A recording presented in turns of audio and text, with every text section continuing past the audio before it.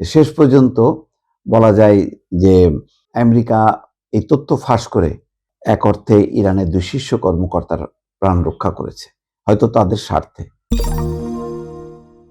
Israel কত ভয়ঙ্কর যে যুক্তরাষ্ট্র এবং ইরানের এই আলোচনা নস্যাৎ করার, বর্তমান যে শান্তি আলোচনা চলছে সেটা নস্যাৎ করার জন্য তারা ইরানের 2 শীর্ষ কর্মকর্তাকে হত্যার পরিকল্পনা করেছিল।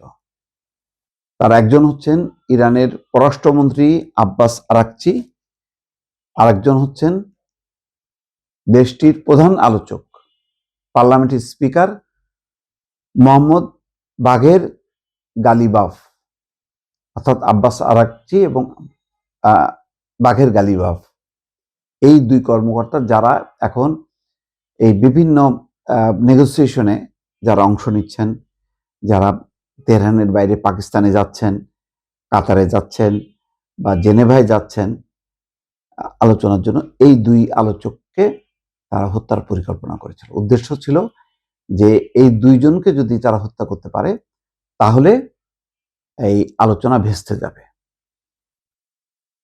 এবং গুরুত্বপূর্ণ বিষয় হলো এই পরিকল্পনার কথা ফাঁস করে দেয় আমেরিকা। আমেরিকা টের পায় যে ইসরায়েল এরকম একটি পরিকল্পনা করছে। তখন তারা দ্রুত মধ্যপ্রাচ্যের কয়েকটি দেশের সাথে যোগাযোগ করে এবং তাদেরকে বলে যে তোমরা দ্রুত ইসরায়েলের এই পরিকল্পনার কথা জানায় দাও। খেয়াল করেন যে পরবর্তী আলোচনায় কিন্তু আর ওই জেনেভায় বা কাতারে আর কিন্তু এই আব্বাস আরাকচি অর্থাৎ পররাষ্ট্রমন্ত্রী বা ইরানের স্পিকার তারা কিন্তু আর অংশ নেয়নি। অন্য কর্মকর্তারা, আরো মানে নিচের লেভেলের কর্মকর্তারা যে তারা আলোচনা শুরু করে, যেটাকে বলা হচ্ছে কারিগরি টিম। মানে কত বড় তাদের স্পর্ধা এবং বেপরোয়া যে তারা আমেরিকাকেও মানে না, আমেরিকার কে পাশ কাটায়, আমেরিকাকে না জানিয়ে তারা এই 2 কর্মকর্তাকে হত্যার, ইরানের 2 কর্মকর্তাকে হত্যার পরিকল্পনা করেছিল। যেহেতু আমেরিকা বুঝতে পারছে যে তাদেরকে জানানো হচ্ছে না এবং আমেরিকা কোনোভাবেই রাজি হবে না, কারণ আমেরিকা প্রাণপণে এখন চায় যে একটা সমঝোতা চুক্তি 60 দিনের আলোচনার মধ্য দিয়ে এটা শেষ করতে চায়। তাদের তাগাদার কারণ হলো যে নভেম্বরে যে মধ্যবর্তী নির্বাচন আছে তার আগেই এটা শেষ করে তারা এটাকে ট্রাম্প প্রচার করতে চায় যে এর মধ্য দিয়ে বিজয় হয়েছে, ইরান তাদের কোনো পারমাণবিক যে কর্মসূচি সেই কর্মসূচি থেকে তারা নিবৃত্ত হয়েছে।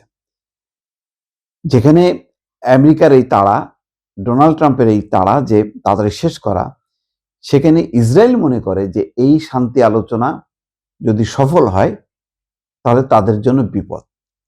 কারণ ইরান যদি রাজি হয়ে যায় চুক্তিতে তাহলে লেবানন সহ বিভিন্ন ফ্রন্টে যুদ্ধ বন্ধ করতে হবে। তখন গাজায় তাদের দখলদারিত্ব কেন, লেবাননে কেন তারা ঢুকে বসে আছে, এই চাপটা তাদের উপর পড়বে। আর যুদ্ধ যদি লাগতে থাকে তখন তারা ফ্রি হ্যান্ডে যেখানে খুশি সেখানে তারা হামলা চালাতে পারবে। এই কারণে তারা চরম বিরোধী এবং এখন পর্যন্ত নেতানিয়াহু কিন্তু এই 2 দেশের আলোচনাকে স্বাগত জানায়নি এবং ইসরায়েলের কোনো নেতাই জানায়নি, বরং তারা মনে করছে যে এই আলোচনাটা তাদের জন্য বিপদ এবং এটা নিয়ে ইসরায়েলের রাজনীতি তোলপাড় হচ্ছে। বলা হচ্ছে যদি এই চুক্তি হয়ে যায় তাহলে নেতানিয়াহুর বিপদ হবে।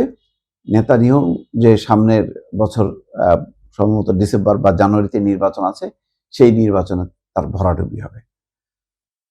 একেবারে নাম ধরে তারা মধ্যপ্রাচ্যের কয়েকটা দেশকে জানায় দেয় এবং ওই দেশগুলো ইরানকে জানায়। তো এখন এই হচ্ছে পরিস্থিতি ছিল।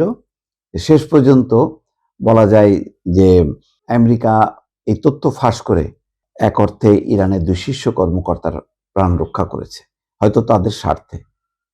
কিন্তু ঘটনা যদি ঘটে যেত, এটা মনে করার কোনো কারণ ছিল না যে আমেরিকা ইসরায়েলের বিরুদ্ধে বলতো যে তোমরা হামলা চালাও অথবা তোমাদের সাথে আর কোনো সম্পর্ক রাখবো না, এই পরিস্থিতিটা হইতো না।